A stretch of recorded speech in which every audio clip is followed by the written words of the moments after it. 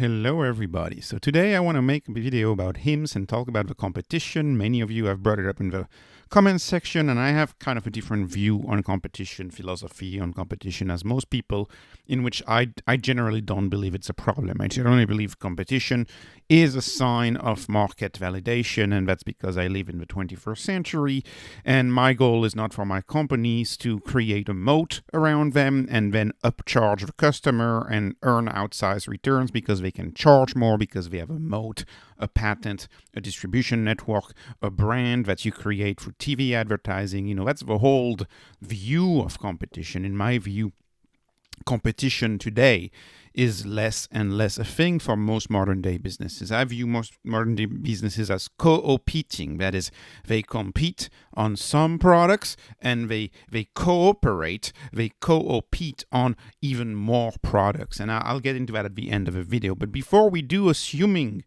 we view companies and stocks as operating in a world of competition, I have a few things to say. So first of all, HIMSS is a best cost product, and you may remember that video a few days ago where I go through all of the reasons as to why Hims and Hers Health is better than legacy healthcare, and multiple times on multiple occasions it is orders of magnitude better. For example, you see a provider within 48 hours with Hims compared to like 4 months in the real world.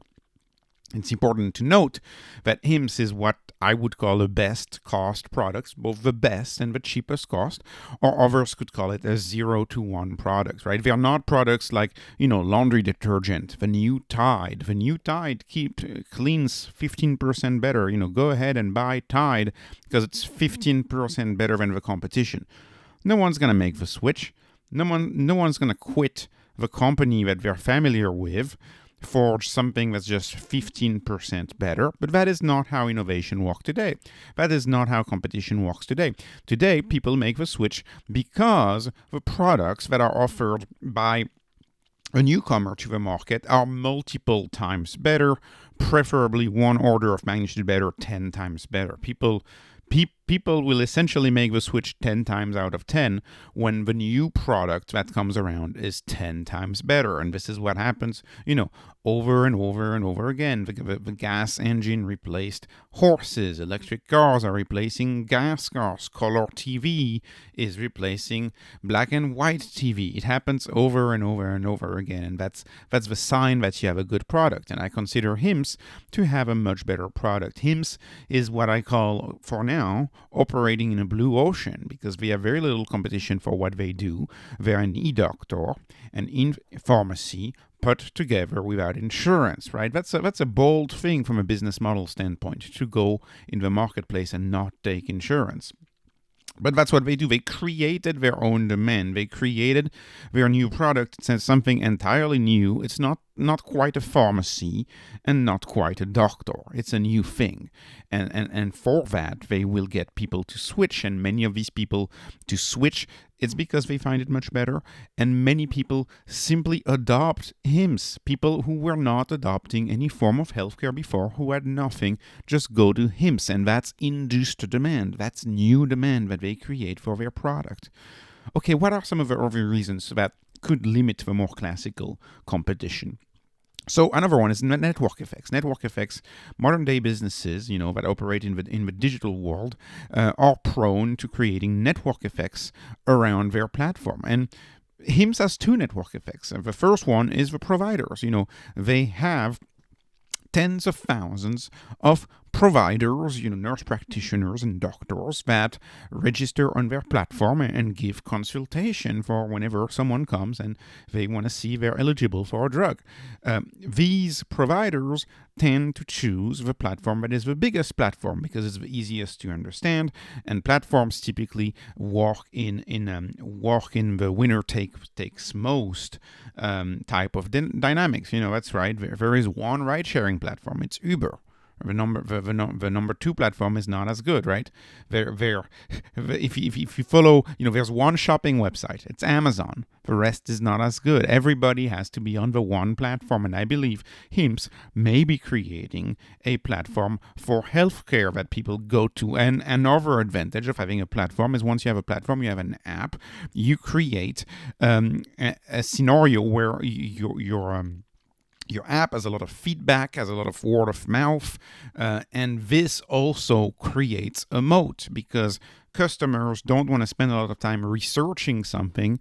They know of HIMSS. It's a top 10 app. They see the ratings. They see millions of downloads, and that creates customer network effects, where customers are much more likely to choose the product for the very reason that the product is everywhere. The product has so many different conditions that you can treat, and the platform, the app, as the most providers. So the network effects reinforce the position of HIMSS in the marketplace. And note how I don't say it reinforces the moat. I say it reinforces the position in the marketplace, which is different.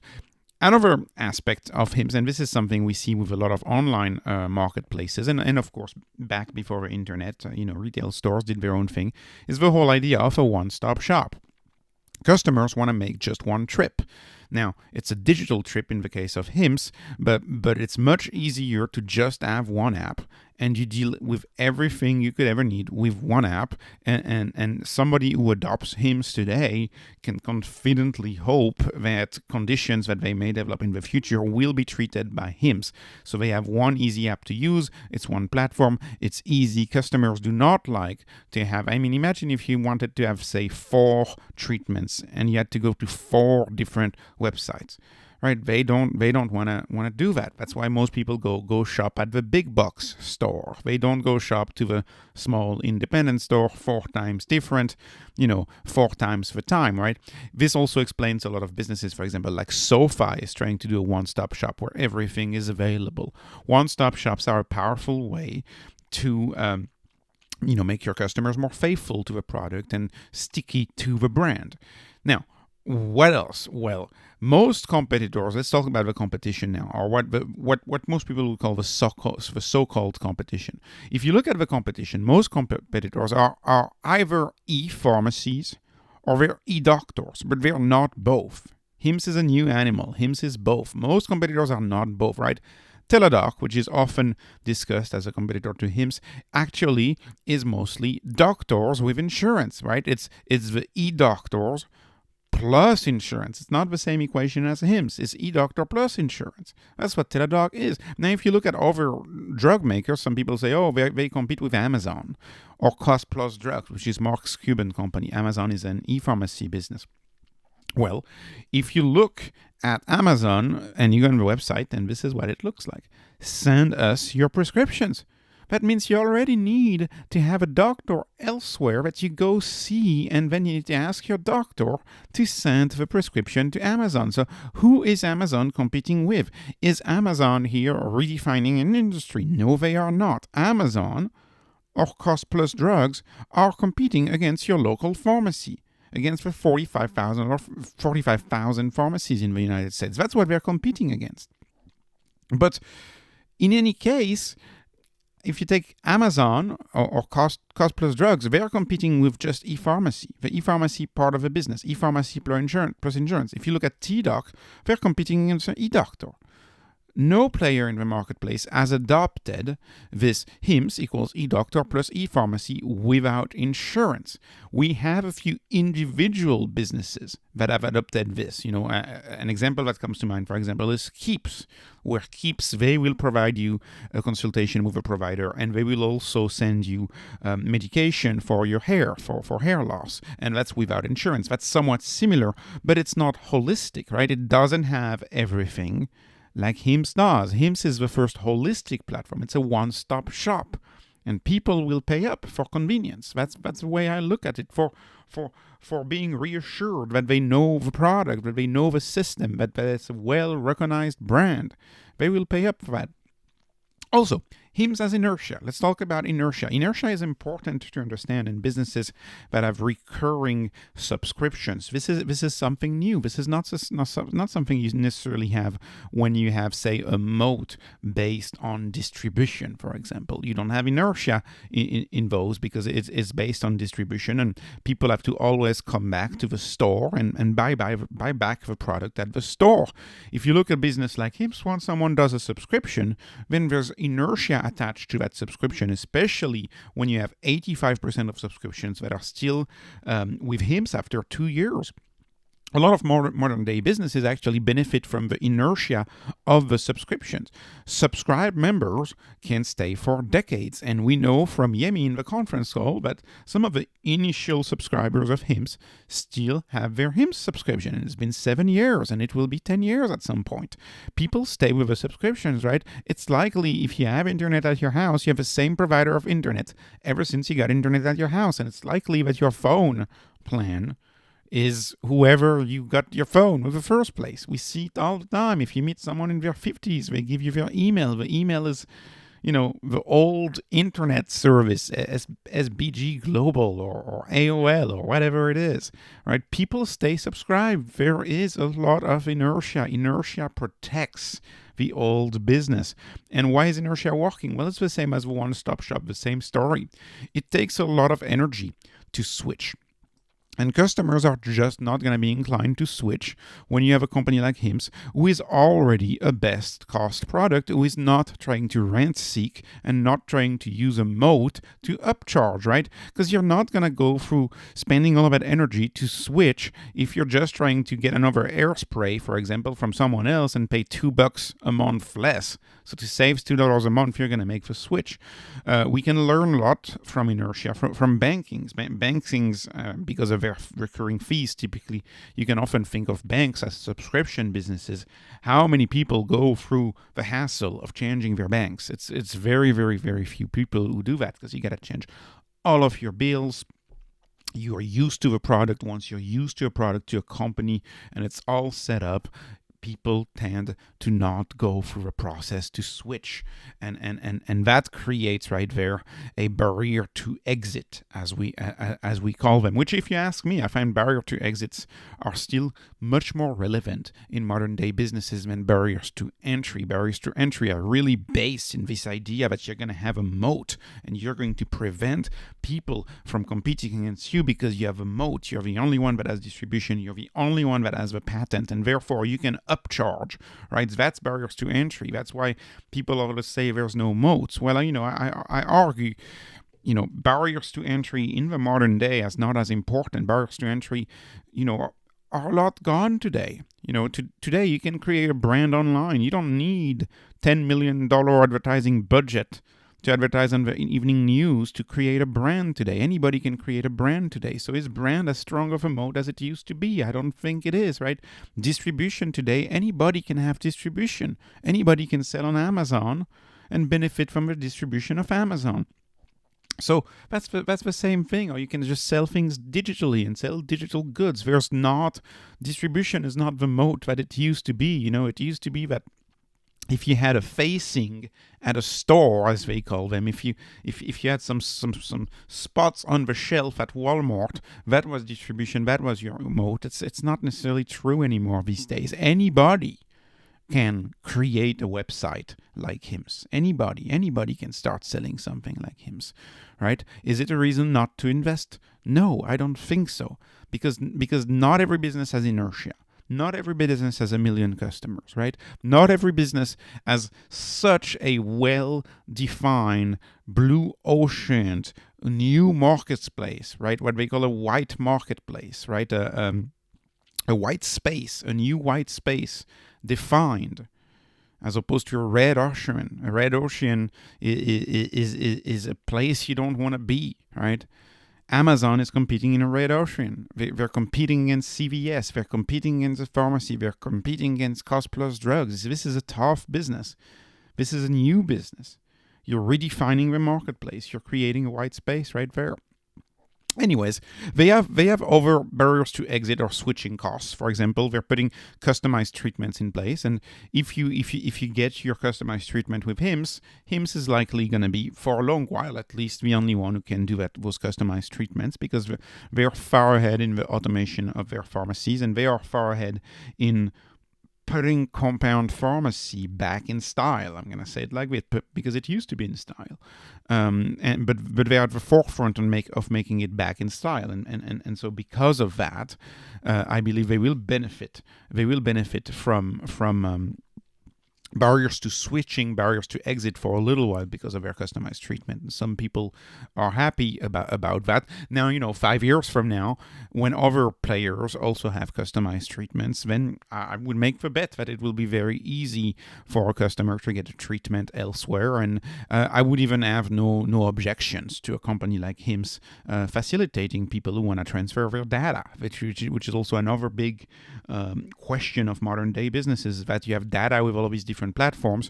Sharing the data is the mode of the internet. It is the standard operating procedure of the internet when you share data, and this will be more and more common, and so these barriers will not exist, and businesses will have compete on other merits than all sorts of barriers, other merits than the moat will be put forward in competing in the 21st century. Innovation, that's something I could have put in there.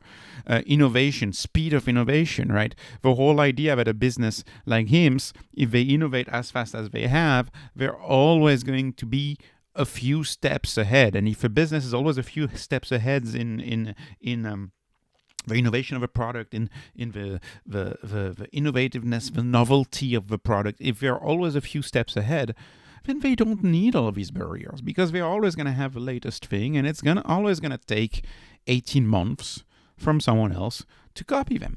Anyways, so I'll finish with this. Clarification, and I kind of discussed this quite a bit in this video, but I'll finish with this clarification on competition in the 21st century. And competition used to be face-to-face competition, used to be the main way to do business. And today I would argue businesses do more and more of a hybrid, right, that I call competition, right? And so the question is, does Apple, for example, compete with Google and Microsoft? Ask yourself that. Do they actually compete with Google and Microsoft? On some products they do, but on balance, in general, they are friends. In general, you have Gmail and Google Search and Google Maps. When Apple had its issue with Maps, Google Maps came to the rescue, and Apple users were very happy to have Google Maps on Apple. So on balance, they compete together, right? Most Apple devices are powered by a Gmail email client on there, and that's just the way it works, right? Plenty of people actually buy MacBooks for the hardware because they prefer the hardware and they think it's a better product, but you find that for their company they use virtual machines, like things like VMware, and then they just load Microsoft or load Google environment, or they just even work on Mac, but they work on Google Sheets on Mac. Right? In modern day businesses, it's more and more common to have the businesses co-opete. We don't see this in the real world, which is, that's why we have a problem understanding this, I would argue, because in the real world, you would not see someone walk into a McDonald's, and you walk into a McDonald's with a Subway sandwich, and you enjoy your Subway sandwich inside the McDonald's. You wouldn't do that today. But you see this with 21st century businesses, which I think is an important thing. Businesses today in the 21st century do not mind sharing as much. And why is that? Because they've realized, and this is the work of the Nash equilibriums. If you watch the movie A Beautiful Mind, you may know what I'm talking about. But it's the whole idea that competition and competing head-to-head kills profits as a whole for an industry. It kills profits as a whole for an industry, and this is where a lot of CEOs are much more advanced and much more well versed in discussing these than even Wall Street analysts. You'll often find a CEO or see an interview on CNBC, and the CEO says something like, "Oh well, we're happy to have competitors come in the field because it validates the concept." And it's true. In the 21st century, when someone else comes into the field, it validates the concept, right? All of the customers get warmed up to the idea. Your financial partners get warmed up to your idea. The banks get warmed up to your idea. People are like, okay, well, this may be a thing. So competition does not necessarily mean you're going to lose to them. It could also mean you're going to band together and go after the market together and win together, which is a big distinction. And if you follow companies, for example, like Tesla, and the way Tesla does it, you know that Tesla, they have patents, of course, at Tesla, because the reason why a company wants a patent is you don't want another company to patent your idea and then sue you for infringement just because you didn't patent your idea. But Tesla patents their idea and then makes it available. In 2014, they made a large portfolio available for people to copy. They even sent with a Cybertruck a manual to Ford on how to build a 48-volt architecture. And why would they share this? That's because they realize that you do many more profits that by getting the whole industry to copy you and to go in the same direction and competing with you, as opposed to competing against you. And modern day businesses tend to maximize option for their customers. We've moved from a world, in my view, of rents, of economic rents, of quote-unquote milking the customers. You may remember the BCG matrix of the 1960s, calling products cash cows. Cash cows. You're going to milk your customers because you can charge whatever you want because you're the only one with the brand or you're the only one with the distribution. And you can charge whatever you want and customers have no choice. We've moved away today from that because the internet is flat. Information is flat. Anybody can search for the best product online instantly. And as a result of that, it doesn't work as well to limit options. Customer satisfaction today tend to be the only constant, and customer satisfaction, and I'll finish with this, customer satisfaction is much more important today than customer exploitation through economic rents. And that's why I believe companies like HIMSS are going to win, because they are going against an industry who is all about patient exploitation through economic rents. That's what the healthcare system is all about, right? You do a patent, and then you upcharge the product for 21 years because you have a patent, right? But you're also creating a whole bunch of customers who the first thing they will think of is getting off the brand name once the patent comes off. Once the patent protection goes away, what do customers do? They move away. They move away from the brand name. Insurance move away from the brand name. Everybody moves away because they were like, well, wait a minute. We've been quote unquote exploited. We've been overpaying for 20 years. And today you don't have to do that, of course, because today information is free, information is flat, and I don't want to say that competition is gone. There is still competition, but it is much more nuanced these days, and businesses both compete and they cooperate, which means, in my view, we have a new form of business which is co-opetition. You do both at the same time. Sure, you compete, but you're not going to put the profits ahead of the customer. You're going to put the customer ahead of the profits. And that's how you win. You win by not destroying the profits for the whole industry, by not destroying profits for the whole industry, by not competing head to head. And I believe that's a major advancement of how businesses do profit. So I hope that gives you my stance on HIMSS and competition. I know it's a recurring comment. Everybody says that comment all the time. Oh, what about competition? I hope that helps out, helps you see my view here. This was not investment advice, of course. This is just entertainment, not investment advice. Please like, please subscribe, and have a wonderful day. Thanks for watching.